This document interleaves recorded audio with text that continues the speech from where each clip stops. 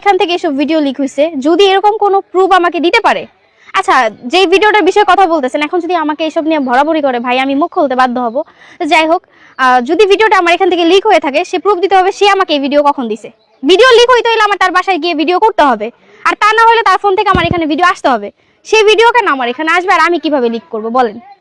ওদের সংসার ভাঙার জন্য নাকি ভাই, যে সংসার 2-3 বার ভেঙে যায় সেই সংসার আমার ভাঙার তো কোনো কথাই নেই। সেখানে আমার বিয়ে হয়ে যাইতেছে, আমার বিয়ে ঠিক, সবকিছু ঠিক, সেখানে ভাই আমাকে ভরানোর কোনো মানেই হয় না। যদি এবার নেক্সট আমাকে ভরানো হয়, আমি ভাই চুপ থাকবো না।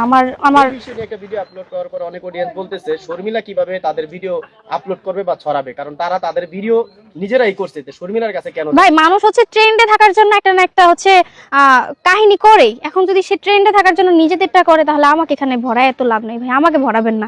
আর আরেকটা কথা ভাই, আমার এই ভিডিওর মধ্যে ওদের কারো ছবি অ্যাডজাস্ট করবেন না। এটা হচ্ছে আপনারা করেন, তারপর হচ্ছে এই দোষ আমার উপরে আসবে।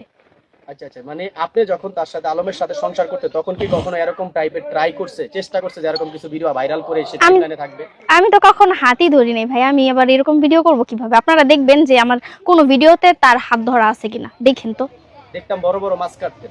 হ্যাঁ, আমি কাজ করছি, কিন্তু আমি তার সাথে কখনো ঘেঁষাঘেঁষি করে ভিডিও করি নাই ভাই। এগুলা বাদ দেন। এগুলা বাদ দিল। হ্যাঁ, লাস্ট কথা, আসলে যেহেতু আপনার উপরে দোষারোপটা দিয়েছে, এটা কি বলতে চান আসলে, কেন মিথ্যা অপবাদ আপনাকে দেওয়া হলো? ভাই, আমার উপরে দোষারোপ দিছে, আমি এখনো পর্যন্ত, আমার কান পর্যন্ত আসে নাই যে তারা আমার উপরে দোষারোপ দিছে। আমার কান পর্যন্ত আসুক, তখন আমি যা বলার বলবো। এখন তো আমি আন্দাজে কিছু বলতে পারি না। সর্বশেষ সামনের পরিকল্পনা নিয়ে বলে শেষ করেন। আমার পরিকল্পনা, সর্বশেষ আমার পরিকল্পনা হচ্ছে লাইফে ভালো থাকবো, একটা সংসার থাকবে, বাচ্চা কাচ্চা থাকবে, সুন্দরভাবে জীবনযাপন করবো। এই না ভাই, মিডিয়াতে তো আমি আসি, আমি ভিডিও আপলোড করতেছি, তো দেখে না। আমার তো এরকম করে দেখানোর দরকার নেই, আমার তো ওইরকম সেলিব্রিটিদের মতো থাকার দরকার নেই। আমি সাধারণ মানুষ, সাধারণভাবে জীবনযাপন করতেছি। এখন কোন পেজটাই চালাইতেছেন, কোন পেজে ভিডিও আপলোড করতেছেন, পেজের নামটা রেগুলার কি ভিডিও পাবে কিনা তারা? আমি ওই যে ভেরিফাইড করবো, তখন বুঝতে পারবে যে ওই পেজেই পাবে রেগুলার ভিডিও। পেজের নাম কি বলে দেন দর্শকদের? সাবিয়া শর্মিলা ব্লগ। এই পেজে পাওয়া যাবে তো? হ্যাঁ, আমি গ্রামের মানুষ, গ্রামের সরল সোজা বউ, মাসিক ইনকাম কি, খায়ালে কোনো রকম দিন পার করতে পারলেই হলো। আপনি মাসে কত টাকা ইনকাম করেন? আমার ইনকাম কথা জিজ্ঞেস করবেন না। কেন, কত টাকা? আমার অনেক অডিয়েন্স জানতে চায় আসলে শর্মিলা কত টাকা ইনকাম। আমি কোনো ইনকাম করি না, বাবা মার টাকায় চলি, বাবা মার টাকায় খাই, সবকিছুই বাবা মার টাকায়। আচ্ছা, আপনার সাথে কি এখনো মুক্তার সাথে কি কোনো সম্পর্ক আছে কিনা? মুক্তাটাকে?